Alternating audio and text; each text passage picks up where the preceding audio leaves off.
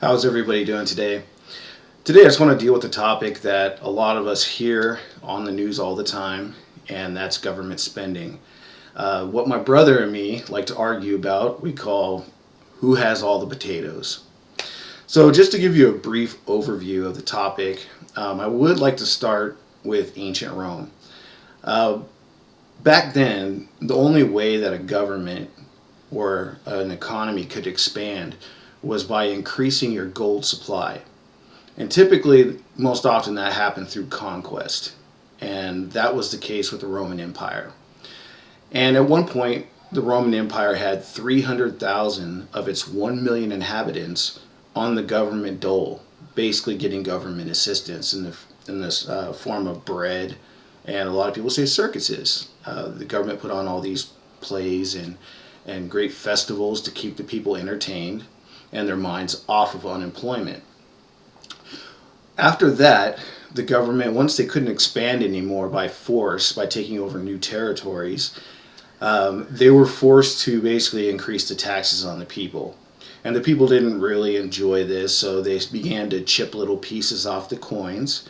And in this way they attempted to save money, but in actuality they ended up devaluing their currency. So the government outlawed that, of course, by the death penalty if you were caught. But the government still needed to increase its revenue, and they knew it couldn't tax its citizens anymore. So they began to confiscate the land of the wealthy, which you hear a lot nowadays in our country about the income inequality. They want to take or confiscate wealth from the rich and give it to the poor. Well, eventually this runs out. And eventually, once the Roman Empire could no longer take land, it did collapse. So from that point on until 1694 and the creation of the Bank of England, the only way to really increase your economic power was to take over other countries or lands or to increase your gold and silver production. But during this time period in Europe, all kinds of wars were happening, and the monarchs would constantly go bankrupt. And so the lenders who were lending to these kings and queens, they were tired of losing their investments in the wars. So following William of Orange, the Dutch leader, the British, they basically created the Bank of England, the first central bank, and it was in 1694, as I said. And what it ended up doing was allowing the king to borrow against future taxes.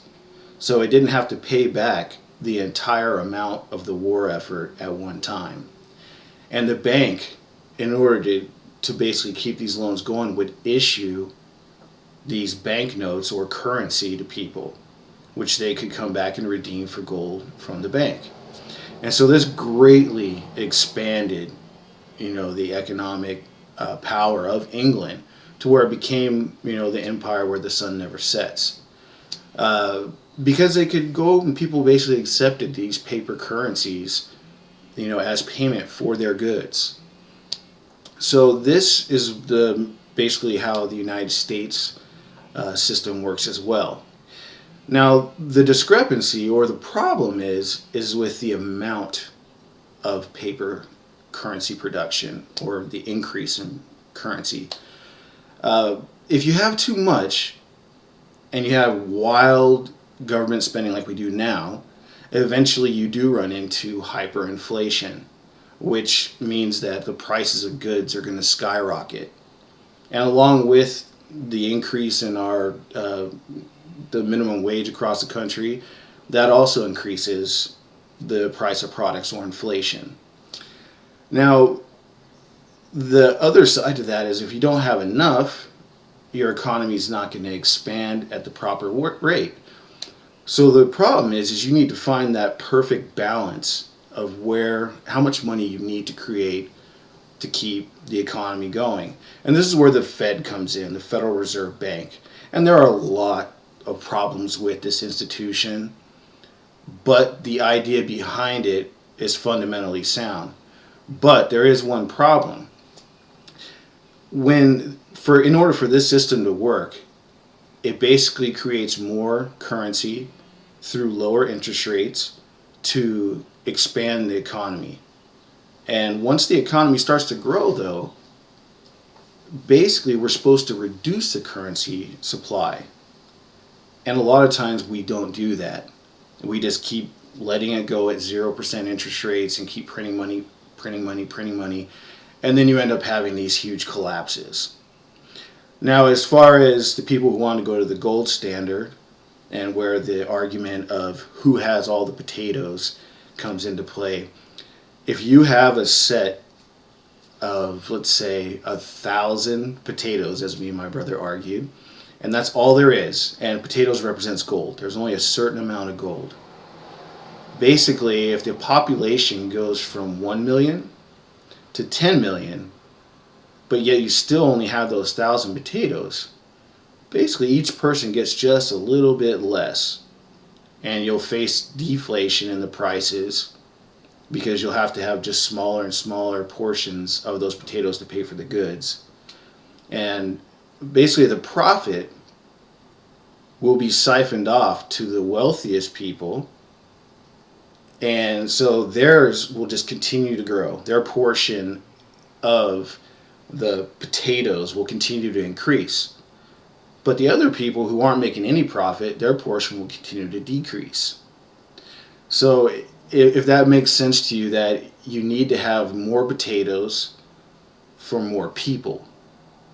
If you keep it the same amount, you're just going to have lower prices, and the income discrepancy between rich and poor will grow at a greater rate. And the only other way to basically, under a gold standard, to keep the economy growing, you're going to be absolutely handcuffed by the rate of gold production, meaning you can only basically grow your economy as fast as your gold supply is growing as well. So those are the problems with that. And if you can see, before 1694, across the world, growth was very slow. But once people started instituting all of these policies, with central banks and so forth, you see the 1700s and the 1800s and the Industrial Revolution and just the explosion across the world of production.